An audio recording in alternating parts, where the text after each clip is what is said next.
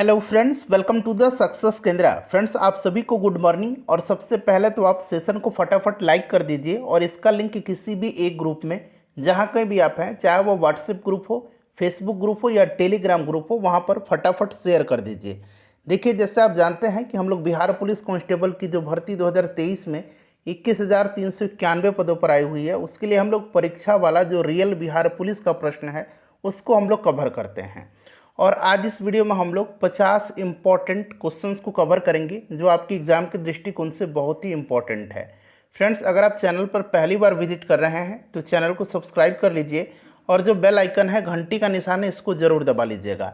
देखिए friends, Bihar police constable की हमारे चैनल के माध्यम से बेहतरीन तैयारी कराई जाती है और यहाँ पर आपको अच्छे लेवल के प्रश्न देखने को मिलेंगे जो बिहार पुलिस कांस्टेबल की एग्ज़ाम में पूछे जाते हैं।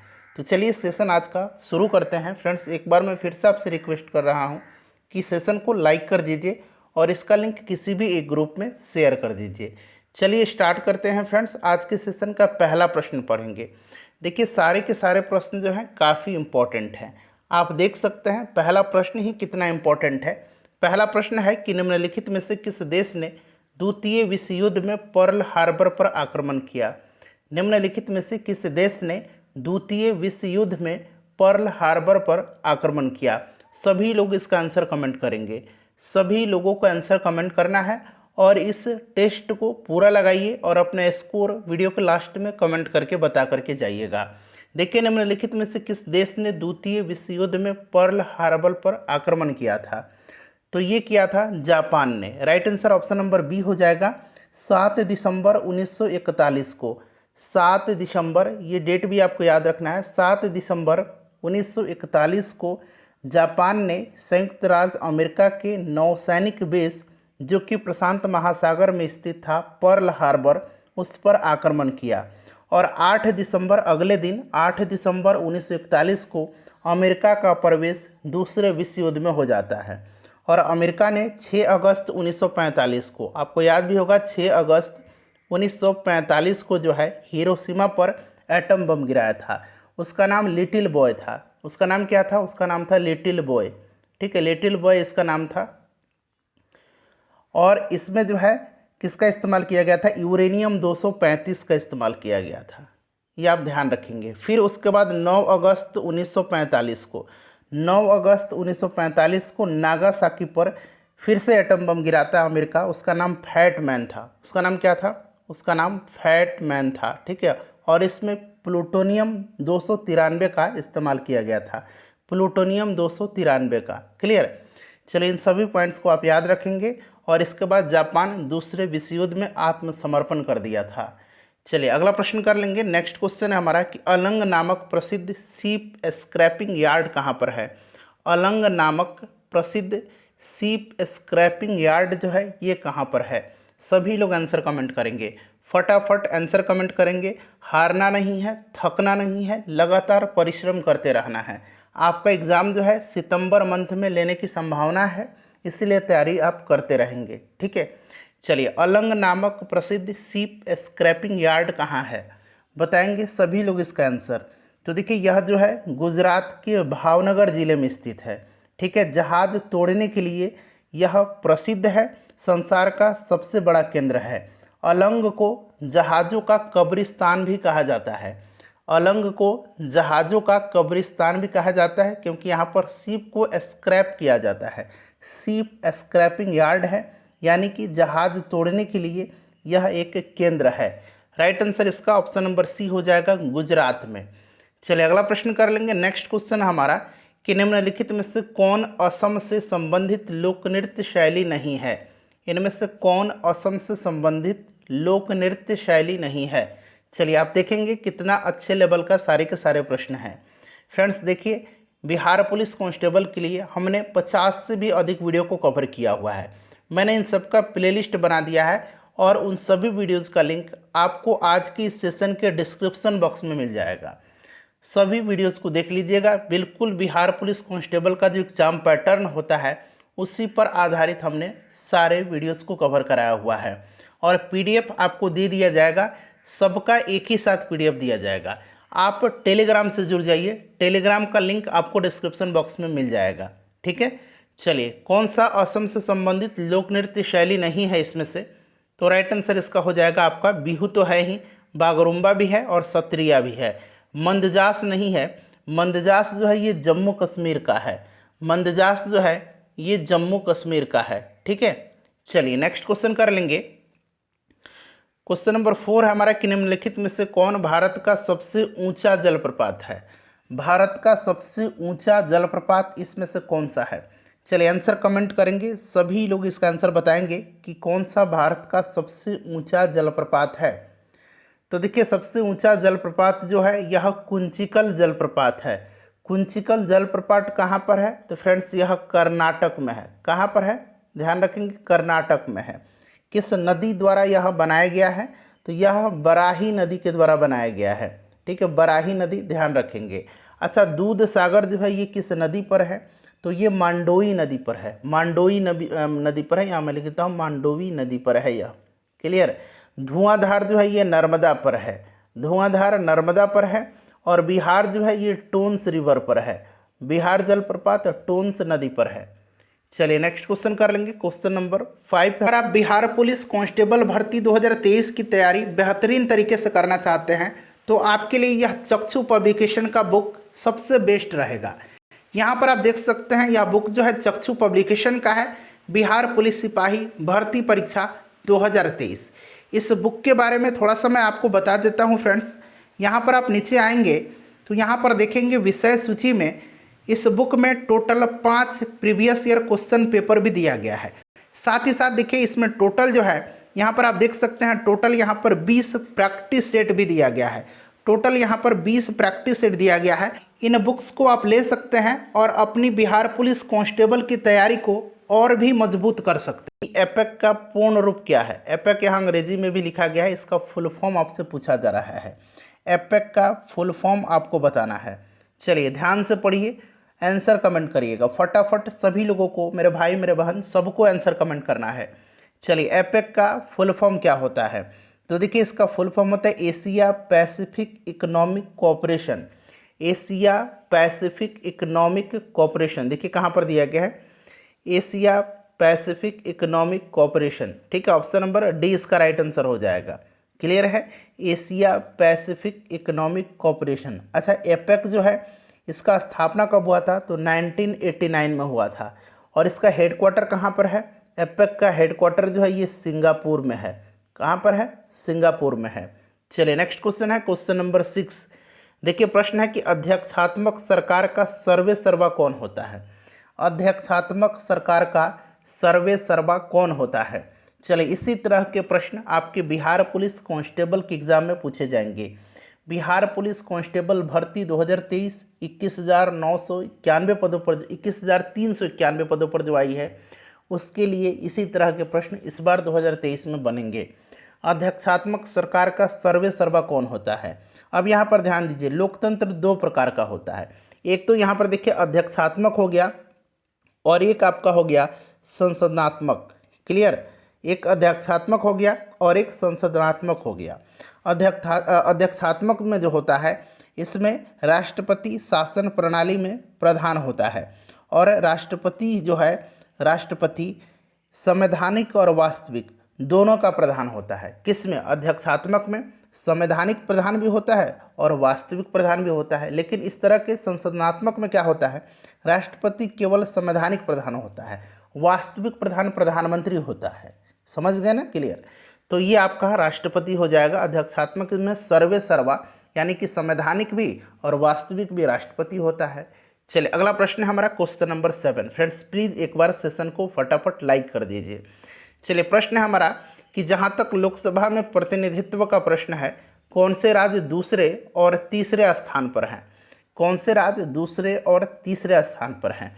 जहाँ तक लोकसभा में प्रतिनिधित्व का प्रश्न है, कौन से राज्य इनमें से दूसरे और तीसरे स्थान पर हैं? चलिए कमेंट करेंगे, सभी लोग इसका आंसर सोच समझ करके कमेंट करेंगे।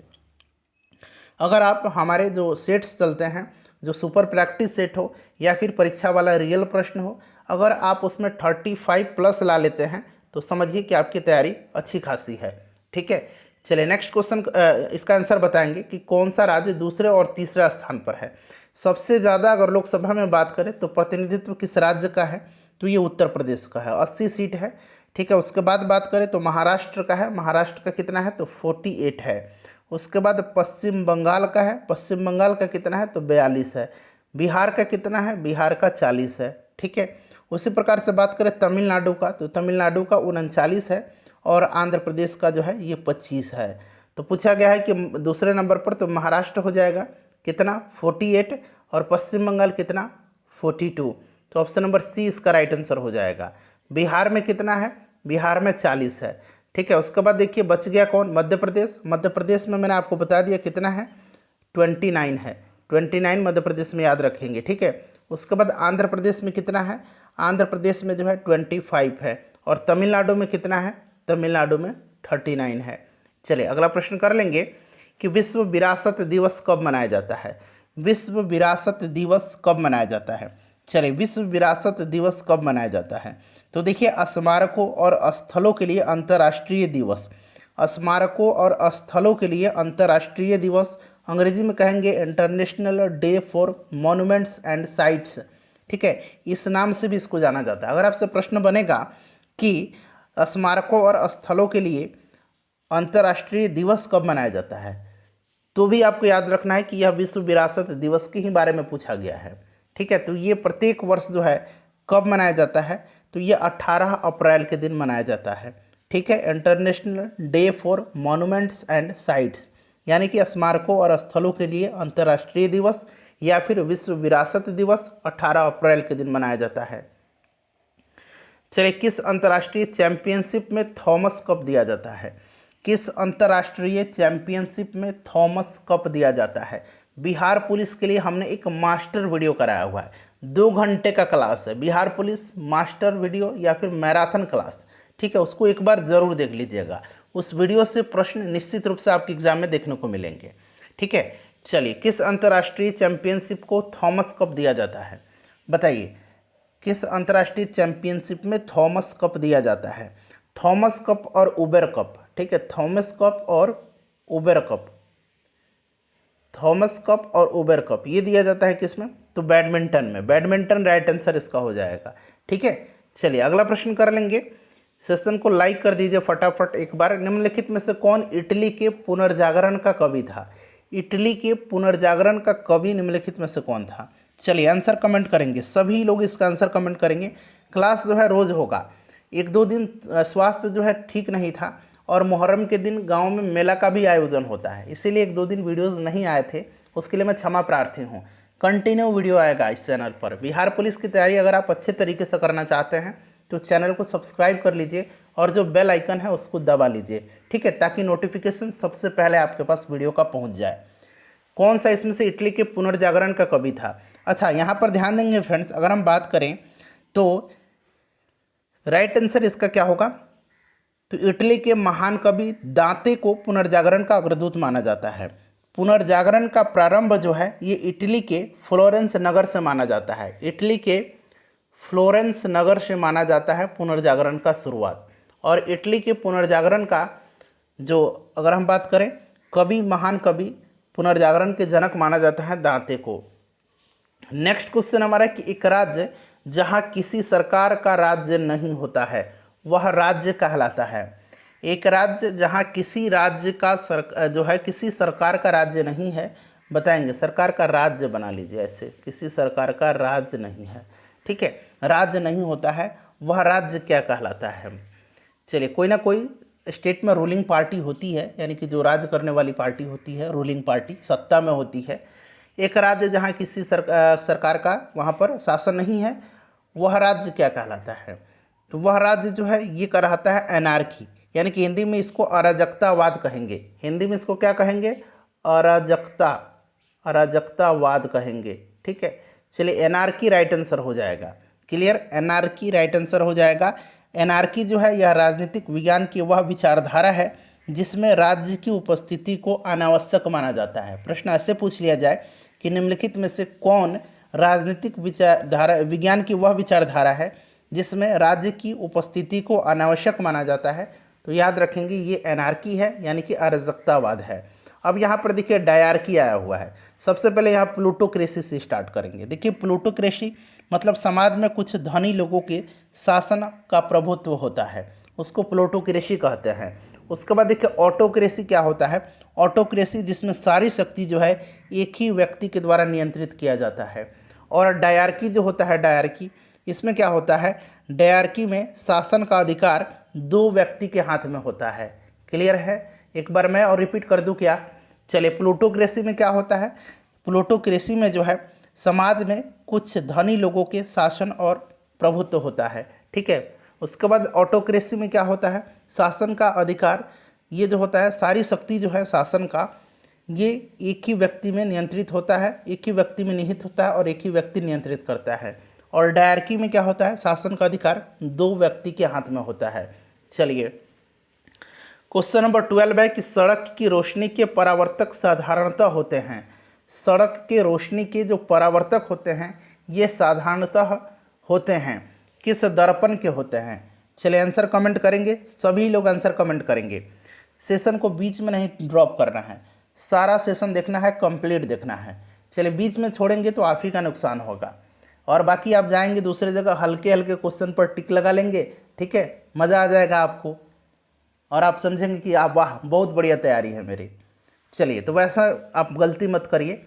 चलिए बताइए, सड़क की रोशनी के परावर्तक साधारणतः होते हैं। तो फ्रेंड्स ये जो होते हैं ये अवतल दर्पण के होते हैं, क्योंकि इस दर्पण द्वारा प्रकाश की शक्तिशाली समानांतर किरण पुंज प्राप्त होता है।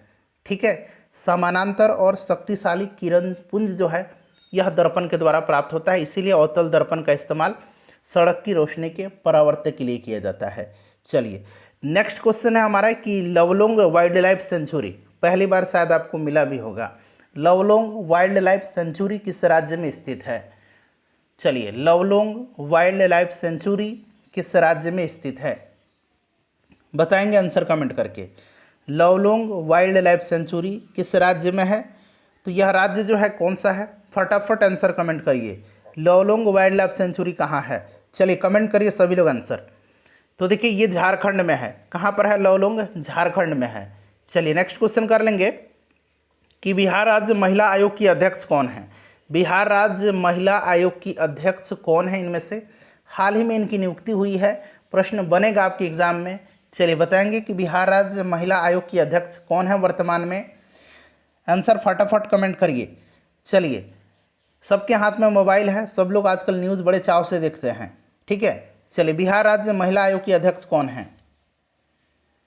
राइट आंसर इसका क्या हो जाएगा? अश्वमेघ देवी बनी है, अश्वमेघ देवी। ठीक है, नाम याद रखेंगे। चलिए नेक्स्ट क्वेश्चन कर लेंगे। अगला प्रश्न हमारा है कि वार एंड पीस पुस्तक के लेखक कौन है? वार एंड पीस पुस्तक के लेखक कौन है? चलिए कमेंट करेंगे सभी लोग इसका आंसर। वार एंड पीस पुस्तक के लेखक कौन है? वार एंड पीस पुस्तक लिखा किसने है? तो फ्रेंड्स ये लिखा है लियो टॉल्स्टॉय ने, लियो टॉल्स्टॉय ने। अच्छा, कार्ल मार्क्स की पुस्तक मैंने बताया भी है, आपको याद है ना, दास कैपिटल और the communist manifesto. Das Kapital और द कम्युनिस्ट मैनिफेस्टो। ठीक है, चलिए नेक्स्ट क्वेश्चन करेंगे हम कि निम्नलिखित में से किस विटामिन को ऑर्गो कैल्सीफेरॉल कहते हैं? किस विटामिन को ऑर्गो कैल्सीफेरॉल कहते हैं? ठीक है, और एक है कोली कैल्सीफेरॉल, एक होता है कोली कैल्सीफेरॉल। यहाँ मैं अंग्रेजी में लिख दिया, हिंदी में भी लिख देता हूँ कोली। तब तक इसका आंसर आप कमेंट करिए, कैल्सीफेरॉल। चलिए, अंग्रेजी और हिंदी दोनों में लिख दिया। बताएंगे किस विटामिन को ऑर्गो कैल्सीफेरॉल कहते हैं? ऑर्गो कैल्सीफेरॉल कहा जाता है विटामिन D2 को, और कोली कैल्सीफेरॉल कहा जाता है विटामिन D3 को। ठीक है, ध्यान रखेंगे इसको। और विटामिन जो डी है इसको कैल्सीफेरॉल कहा जाता है, ये तो आप जानते ही हैं। चलिए, vitamin D2 ergocalciferol, vitamin D3 cholecalciferol. ठीक है, चलिए नेक्स्ट क्वेश्चन करेंगे कि ब्रिक्स शिखर सम्मेलन 2023 की मेजबानी कौन सा देश करेगा? ब्रिक्स शिखर सम्मेलन 2023 की मेजबानी यानी कि इस वर्ष ब्रिक्स शिखर सम्मेलन का आयोजन कहाँ पर किया जाएगा?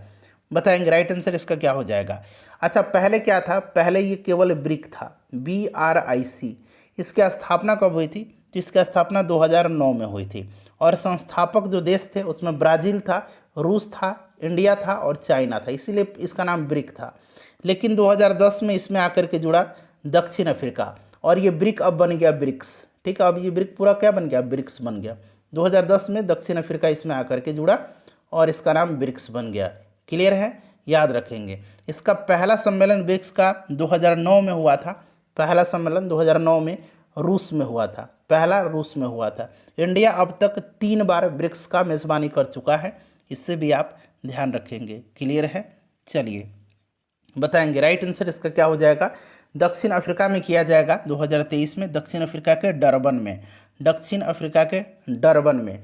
चलिए नेक्स्ट क्वेश्चन है हमारा कि वर्ष जिसमें प्रथम पृथ्वी सम्मेलन आयोजित हुआ था वह है, किस वर्ष में पहला पृथ्वी सम्मेलन का आयोजन किया गया था।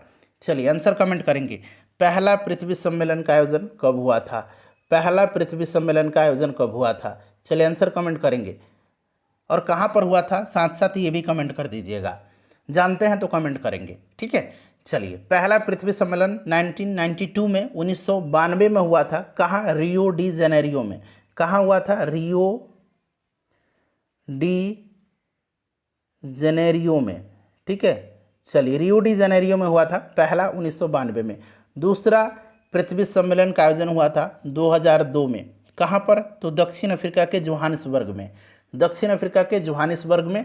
तीसरा हुआ था 2012 में, फिर से रियो डी जेनेरियो में हुआ था। ठीक है, सारे पॉइंट्स आपको ध्यान रखना है। चलिए अगला प्रश्न है क्वेश्चन नंबर 19 कि वित्त आयोग है एक किस प्रकार का संस्था। चलिए बताएंगे, वित्त आयोग है, वित्त आयोग किस प्रकार की संस्था है। चलिए कमेंट करेंगे भाई, सारे लोगों को आंसर कमेंट करना है। चलिए बताइए वित्त आयोग क्या है।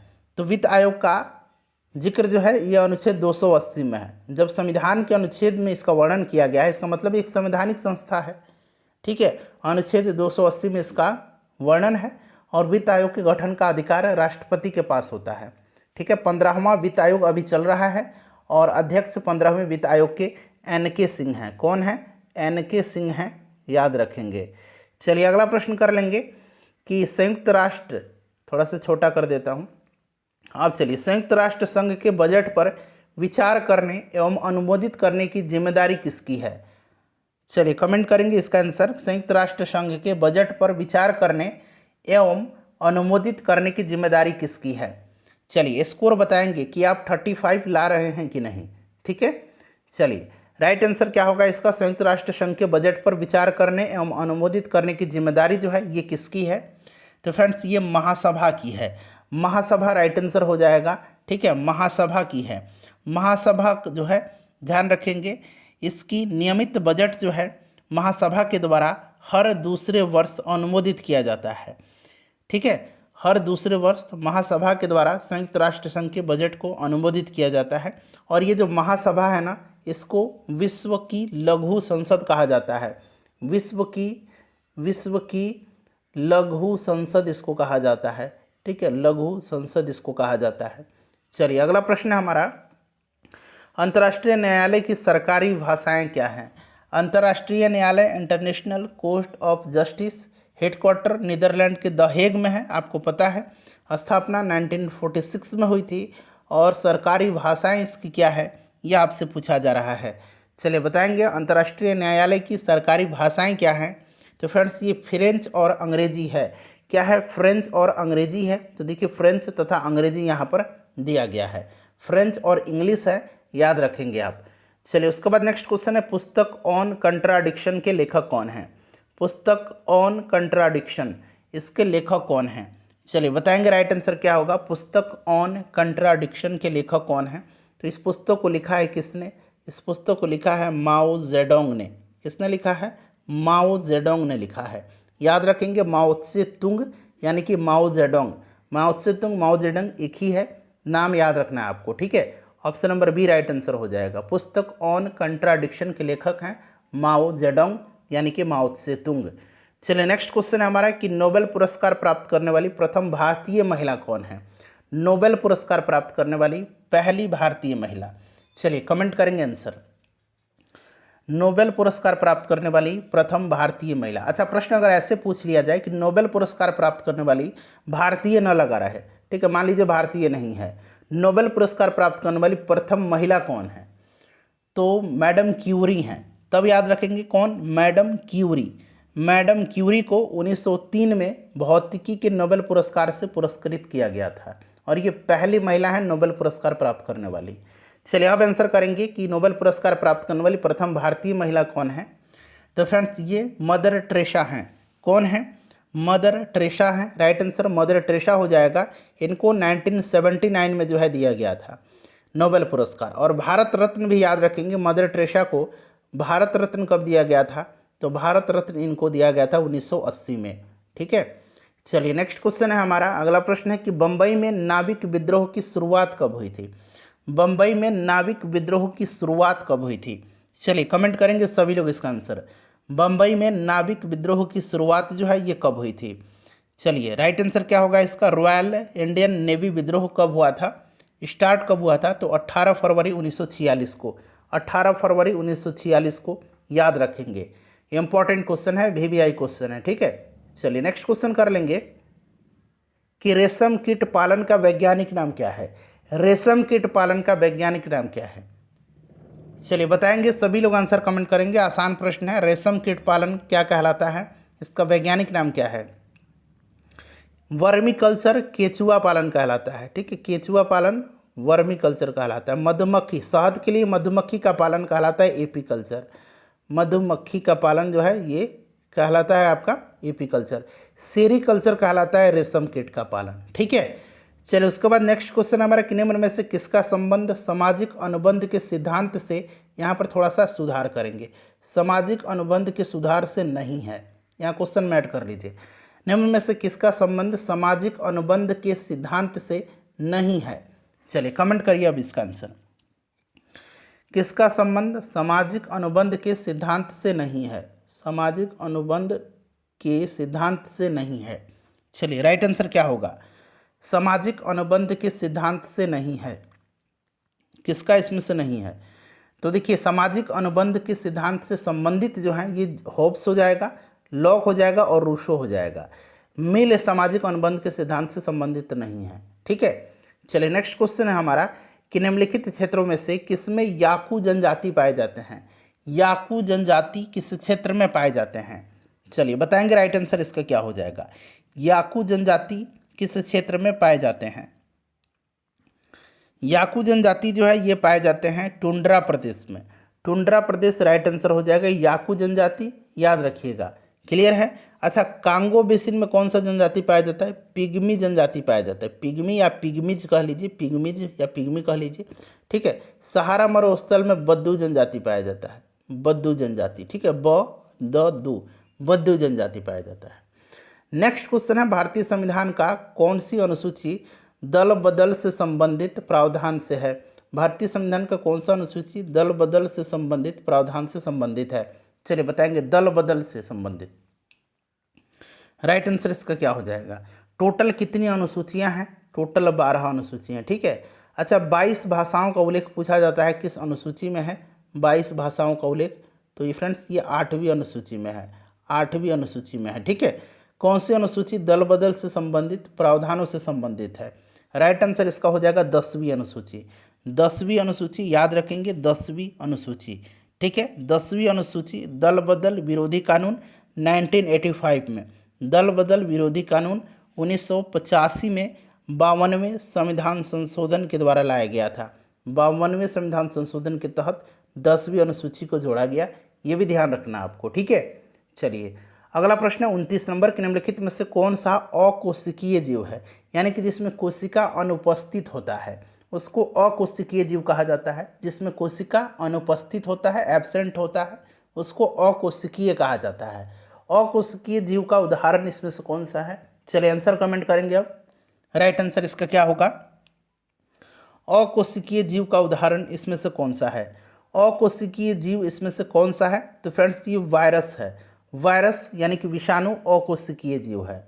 चलिए अगला प्रश्न है हमारा कि फ्रांस में मानव अधिकारों की घोषणा कब हुई थी? फ्रांस में मानव अधिकारों की घोषणा कब की गई थी? फ्रांस में मानव अधिकारों की घोषणा, चलिए बताएंगे, आंसर कमेंट करिए आप तब तक। राइट आंसर इसका क्या हो जाएगा?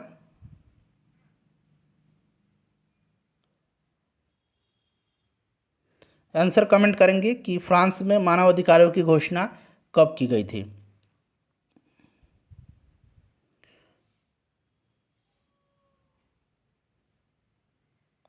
देखिए, फ्रांस में मानवाधिकारों की घोषणा जो है ये 27 अगस्त 1789 को हुई थी। ठीक है, 27 अगस्त 1789 को। क्लियर है, याद रहेगा आपको।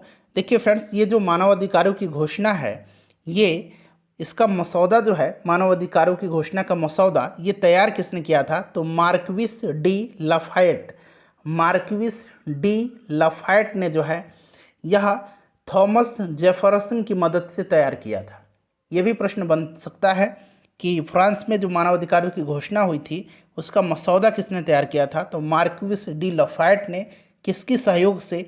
तो थॉमस जेफरसन के सहयोग से। चलिए नेक्स्ट क्वेश्चन कर लेंगे अब कि बिहार में घोघा झील स्थित है। बिहार में घोघा झील जो है ये कहाँ पर है? घोघा झील कटिहार में है। ठीक है, चलिए नेक्स्ट क्वेश्चन है कि और कांवर झील कहाँ पर है? कांवर झील बेगूसराय में है। ठीक है, याद रखेंगे इसको भी। चलिए अगला प्रश्न है कि निम्नलिखित में से कौन सा प्रोटीन, अब ध्यान से प्रश्न को पढ़ना आपको, यहाँ पर विटामिन नहीं दिया गया है, यहाँ पर प्रोटीन पूछ रहा है कि कौन सा प्रोटीन रक्त का थक्का बनाने में मदद करता है। अगर विटामिन पूछ देता तब तो आप विटामिन के बना देते, लेकिन यहाँ पर प्रोटीन पूछ रहा है। कौन सा प्रोटीन रक्त का थक्का बनाने में मदद करता है? रक्त का थक्का बनाने में कौन सा प्रोटीन मदद करता है? चलिए राइट आंसर क्या हो जाएगा? करेक्ट आंसर बताएंगे। राइट आंसर इसका क्या हो जाएगा? तो कौन सा प्रोटीन रक्त का थक्का बनाने में मदद करता है? तो ये फाइब्रिनोजन है। ठीक है, फाइब्रिनोजन याद रखेंगे, फाइब्रिनोजन। फाइब्रिनोजन प्रोटीन रक्त का थक्का बनाने में मदद करता है। हिपैरिन भी एक प्रकार का प्रोटीन ही है, लेकिन हिपैरिन शरीर के अंदर रक्त का थक्का बनने से रोकता है, थक्का नहीं बनाता है। शरीर के अंदर रक्त का थक्का बनने से कौन रोकता है? तो हिपैरिन रोकता है। और रक्त का थक्का बनाता कौन सा प्रोटीन है? फाइब्रिनोजन है। विटामिन पूछेगा तो विटामिन के होता है। क्लियर। चलिए नेक्स्ट क्वेश्चन है हमारा 33 नंबर कि भारत की अधिकांश वर्षा किस मानसून के कारण से होती है? भारत की अधिकांश वर्षा जो है यह किस मानसून के कारण होती है? चलिए फटाफट आंसर कमेंट करेंगे। राइट आंसर इसका क्या हो जाएगा? तो देखिए, भारत की अधिकांश वर्षा जो होती है यह दक्षिण पश्चिम मानसूनी हवाओं से भारत जो है प्राप्त करता है। दक्षिण पश्चिम मानसून से, दक्षिण पश्चिम मानसून राइट आंसर इसका हो जाएगा। अगला प्रश्न है कि इंसुलिन के अतिस्राव से निम्नलिखित में से कौन सा रोग होता है? अतिस्राव से इंसुलिन के निम्नलिखित में से कौन सा रोग होता है? चलिए सोच समझ करके आंसर कमेंट करेंगे। ऐसा नहीं आप यहाँ पर मधुमेह देख लिए और टिक मधुमेह पर ही फटाक से लगा देंगे, थोड़ा सोच समझ करके आंसर देंगे। चलिए निम्नलिखित में से कौन सा जो है इंसुलिन के अतिस्रावन से होता है? इंसुलिन के अतिस्रावन से कौन सा रोग होता है? अच्छा, इंसुलिन के कम स्रवन से, इंसुलिन के कम स्रवन से या अल्प स्रवन कह लीजिए, अल्प स्रवन से कौन सा रोग होता है? तो ये मधुमेह होता है। लेकिन अति श्रवण से होता है हाइपोग्लाइसीमिया। अधिक श्रवण से कौन सा रोग होता है? हाइपोग्लाइसीमिया होता है, जिसमें रक्त शर्करा का स्तर कम हो जाता है। लेकिन इस इंसुलिन में क्या होता है, जो मधुमेह में क्या होता है, मधुमेह में रक्त शर्करा का स्तर बढ़ जाता है। ठीक है, और इसमें जो है हाइपोग्लाइसीमिया में रक्त शर्करा का स्तर कम हो जाता है, जिससे कि रोगी के शरीर में जनन क्षमता और दृष्टि क्षमता कम होने लगती है और जो पेशेंट है उसको अधिक थकावट महसूस होती है। चलिए ऑप्शन नंबर बी हो जाएगा हाइपोग्लाइसीमिया। अति श्रवण से हाइपोग्लाइसीमिया और अल्प श्रवण से मधुमेह होता है इंसुलिन के। चलिए अग्नाशय से स्रावित होता है। चलिए श्वेत प्रकाश की एक किरण कांच की प्रिज्म पर आपतित होती है। प्रकाश वर्ण जो कांच के प्रिज्म से गुजरने पर न्यूनतम विचलित होता है, कौन सा वह प्रकाश का रंग है? चलिए श्वेत प्रकाश की एक किरण प्रिज्म पर आपतित होती है, प्रिज्म पर यह श्वेत प्रकाश की किरण आपतित होगी और ये 7 रंगों में विभाजित हो जाएगी। कितने रंगों में भाई? तो ये 7 रंगों में विभाजित हो जाती है। श्वेत प्रकाश 7 रंगों में विभाजित हो गया। ठीक है, चलिए ये आपका रेड हो गया और ये आपका बैगनी हो गया, यानी कि वायलेट हो गया। चलिए श्वेत प्रकाश एक किरण कांच से होकर के श्वेत प्रकाश की किरण कांच के प्रिज्म पर आपतित होती है, तो प्रकाश का कौन सा रंग जो है न्यूनतम विचलित होगा? तो जिसका तरंग दैर्घ्य सबसे ज़्यादा है, यानी कि इसमें लाल का तरंग दैर्ध्य सबसे ज़्यादा है। तो जिसका तरंग दैर्ध्य सबसे ज़्यादा है वह सबसे कम विचलित होगा, और जिसका तरंग दैर्ध्य सबसे कम है, सबसे कम बैंगनी का है, तो यह सबसे अधिक विचलित होगा। क्लियर है? जिसका तरंग दैर्ध्य सबसे ज़्यादा होगा उसका विचलन सबसे कम होगा। क्लियर? और जिसका तरंग दैर्ध्य सबसे कम होगा उसका विचलन सबसे ज़्यादा होगा। यहाँ अधिकतम विचलन पूछता तो बैंगनी होता, न्यूनतम पूछा इसलिए लाल होगा। चलिए अगला प्रश्न हमारा कि निम्नलिखित में से दक्षिण भारत की दूसरी सबसे ऊंची चोटी कौन सी है?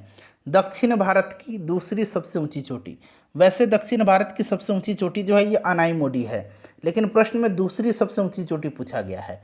चलिए आंसर फटाफट कमेंट करेंगे। दक्षिण भारत की दूसरी सबसे ऊंची चोटी जो है यह डोडा बेटा है। डोडा बेटा जो है ये नीलगिरी पर्वत पर है, नीलगिरी पहाड़ी की चोटी है, सबसे ऊंची चोटी नीलगिरी पहाड़ी की। ठीक है, और दक्षिण भारत की दूसरी सबसे ऊंची चोटी है। नेक्स्ट हमारा कि टेलीविजन का आविष्कार किसने किया था?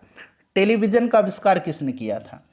टेलीविजन का आविष्कार बताएंगे किसने किया था? टेलीविजन का आविष्कार किया था जे.एल. बेयर्ड ने। किसने किया था? जे.एल. बेयर्ड ने। मार्कोनी ने रेडियो का आविष्कार किया था।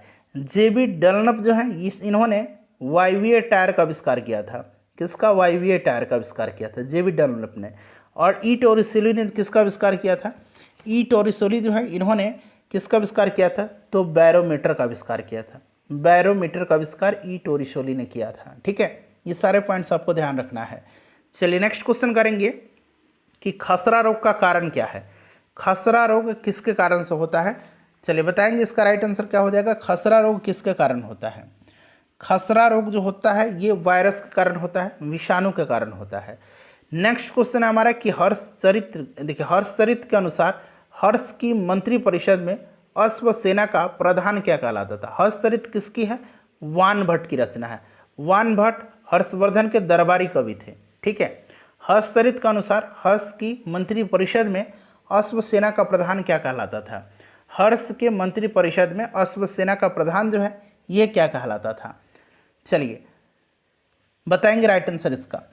तो हर्ष की मंत्री परिषद में अश्व सेना का प्रधान जो होता था ये कहलाता था कुंतल, कुंतल कहलाता था। और गज सेना का, गज सेना का जो प्रधान होता था, गज सेना का जो प्रमुख होता था, गज सेना का प्रमुख ये क्या कहलाता था? तो ये स्कंदगुप्त कहलाता था, स्कंदगुप्त कहलाता था। ठीक है, हर्षचरित के अनुसार हर्ष के मंत्री परिषद में गज सेना का जो प्रधान होता था, गज सेना का प्रमुख, ये स्कंदगुप्त कहलाता था। ठीक है, और ध्यान रखेंगे प्रधान सचिव क्या कहलाता था? प्रधान सचिव जो है ये क्या कहलाता था? तो प्रधान सचिव जो है ये भंडी कहलाता था। भंडी, भंडी प्रधान सचिव को कहा जाता था। ठीक है, और यहाँ पर देखिएगा आप सिंहनाद जो है, सिंहनाद ये प्रधान सेनापति कहलाता था। प्रधान सेनापति को सिंहनाद कहा जाता था। ये सारे पॉइंट्स आपको ध्यान रखना है। चलिए अगला प्रश्न है, सेशन को एक बार लाइक कर दीजिए। देखिए 10 कुमार चरित्र के लेखक कौन हैं? 10 कुमार चरित्र के लेखक कौन हैं? चलिए फटाफट आंसर कमेंट करेंगे। 10 कुमार चरित्र के लेखक जो हैं ये दंडी हैं, दंडी राइट आंसर हो जाएगा। ठीक है, इंपॉर्टेंट क्वेश्चन है, याद रखना है आपको। नेक्स्ट हमारा कि निम्न में से कौन बौद्ध धर्म के त्रिरत्न में शामिल नहीं है? बौद्ध धर्म के त्रिरत्न में शामिल नहीं है।